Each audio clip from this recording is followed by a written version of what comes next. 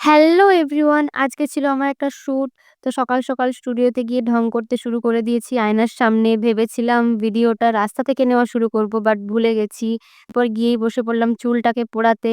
চুলটা পুড়িয়ে নিয়ে এরপর শাড়ি পরে নিয়েছি। আর ব্লাউজটা এতই লুজ ছিল, এত সেফটি পিন দিতে হয়েছে সেটা খোলার সময় খুব ভালো করে বুঝতে পেরেছি।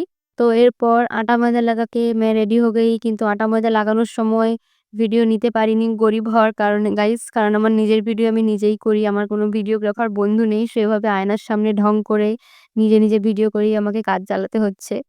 তো এরপর ওদিকে রেডি হচ্ছিল আমাদের দুপুরের খাওয়ার-দাওয়া। সবসময় বিরিয়ানি খেয়ে মুখটা যেন কেমন হয়ে গেছিল। একটু ডিফারেন্ট কিছু খেলাম, ধোসা খেলাম। ধোসা আমার বেশ ভালোই লাগে।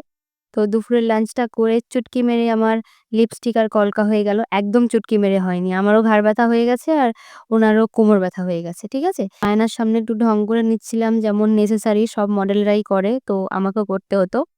আয়নার সামনে ঢং করে আগ বাড়িয়ে নিজে গয়নাগুলো পরে নিচ্ছিলাম। তারপর দিদি বলল, "হারটা দিদি পরাবে।" তো আমি থেমে গেলাম। তারপর দিদি হেয়ার স্টাইলটা করতে শুরু করে দিল।